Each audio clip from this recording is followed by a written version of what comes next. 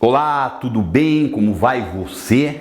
Espero que você esteja bem, sempre bem. Estamos aí, voltar nessa segunda aula da nossa semana aí e dar uma olhadinha nessa continuação dessas tensões e conflitos que nós encontramos na chamada América, continente americano de forma geral, né? Então, por assim dizer, eu já chamava a sua atenção na aula anterior, para ser mais exato, que o nosso continente americano, ele se comparado, por exemplo, a muitas outras regiões do nosso planeta, nós acabamos sendo o que com ele aí? Ele não é aquele continente que vai ser marcado por uma quantidade grande de conflitos. Eu falei, por exemplo, o caso aí do Oriente Médio, muitas regiões africanas também. Existem essas tensões, esses conflitos em grande quantidade. Mas isso ao mesmo tempo não quer dizer que eles são inexistentes aqui. O que eu quero chamar a sua atenção para isso é que os conflitos aqui existem também. Mas principalmente quando nós acabamos percebendo o número de vítimas, a gente se encontra muito melhor que eles, né? Então, no nosso encontro de hoje, na nossa aula de hoje, meu querido aluno, minha querida aluna, é isso que nós vamos tratar um pouquinho. Perceber esses conflitos, quais são os principais e como eles se caracterizam. Eu não preciso nem dizer para você que nós já temos aí uma grande tensão no que diz respeito a alguns aspectos econômicos e humanos. Quando nós estudávamos um pouquinho mais a economia desse continente americano, eu chamei a sua atenção diversas vezes, né? Que foram essas diversas vezes aí? Olha, a pobreza e a riqueza convivem a tal ponto que nós temos a maior potência econômica aí, que é a América do Norte. Dois países muito ricos e desenvolvidos lá, Estados Unidos e Canadá, né? E o que acaba acontecendo? Quando você tem como vizinho uma quantidade grande de pobres. Então, existe uma tendência a migrações, né? As pessoas que vivem na chamada América Latina buscarem uma melhor qualidade de vida, uma melhor quantidade de oportunidades nos chamados países desenvolvidos. Então, dessa forma, nós temos o quê? Uma tensão se formando aí, e essa tensão ela acaba gerando o quê? Gerando um fluxo migratório muito grande. E você acredita que acontece assim? Que lá os norte-americanos, eles falam, não, vocês podem vir morar aqui nos Estados Unidos, né? Não, eles combatem isso, né? Então, existe essa tendência a inibir esses processos migratórios. Porque o que acaba acontecendo? Se as porteiras fossem abertas assim na América do Norte, esse fluxo de imigrantes seria um fluxo de imigrantes gigantesco. Qual seria a vantagem para eles?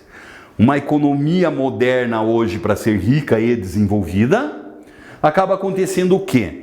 Ela precisa ter diversas características, mas uma dessas características está diretamente relacionada à presença no seu território de uma mão de obra qualificada.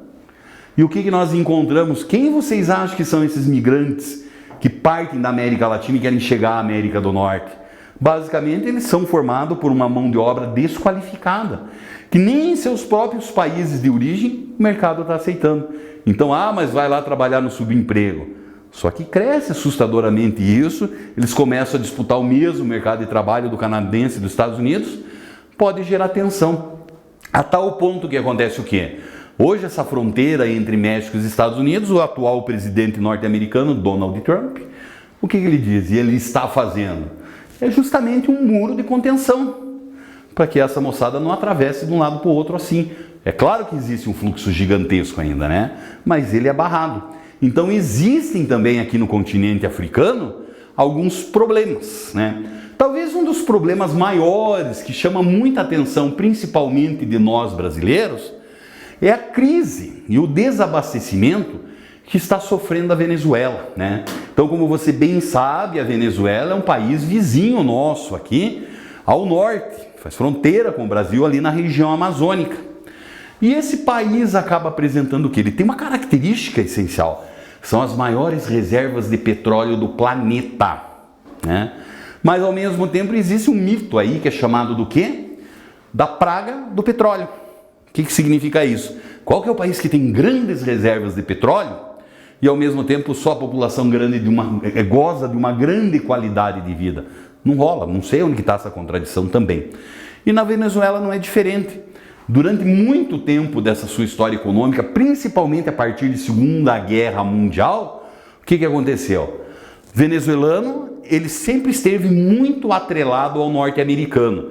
Então ele produzia quantidades muito grandes desse petróleo, e o americano, como era um gigantesco e até hoje consumidor, venha que eu compro tudo, né? Então esses capitais, esses chamados petrodólares, eles entravam numa velocidade muito grande na Venezuela.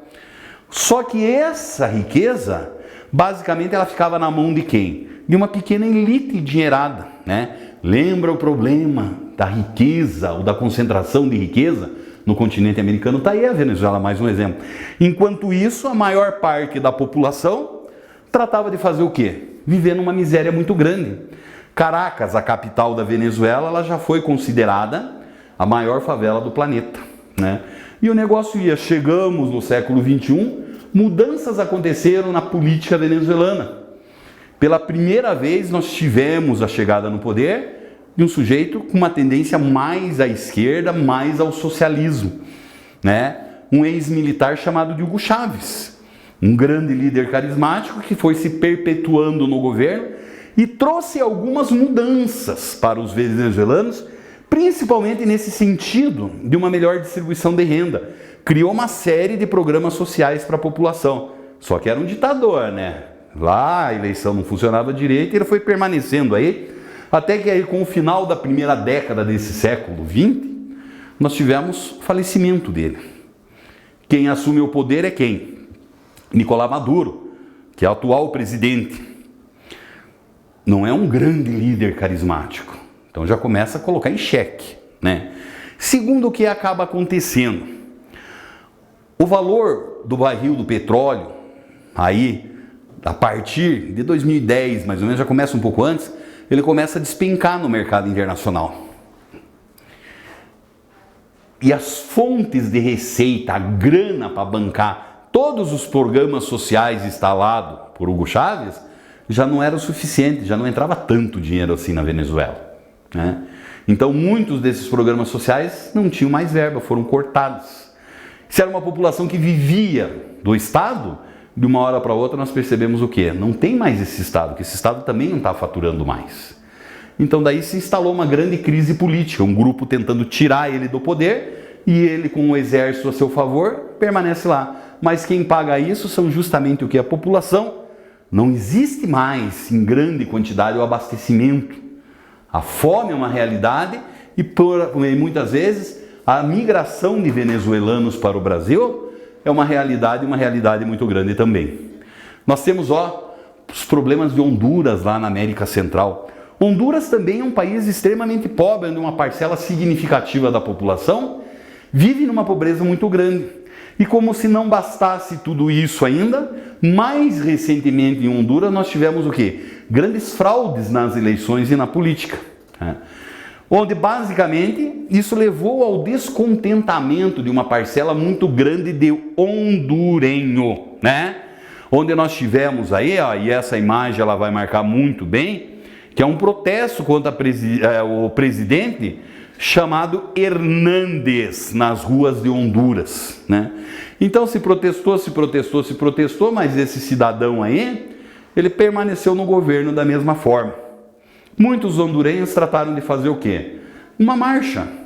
Abandonaram seu país, foram cortando os países da América Central, o México, em direção aos Estados Unidos. Muitas vezes a pé, galera. Então imagina. É claro que chegaram lá na fronteira, não foram bem recebidos, mas isso aí também é mais uma tensão que nós temos. Recentemente também os chilenos.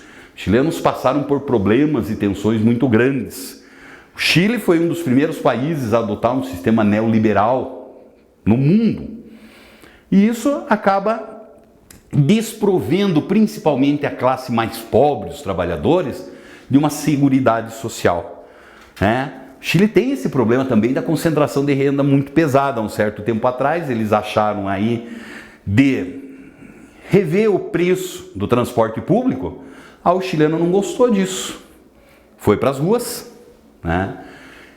E além do preço do transporte público, também desencadeou todo um conjunto de protestos para outras razões, principalmente dessa dificuldade de se viver, e percebendo que lá no Chile também existia um governo, e um governo muito corrupto aí, né?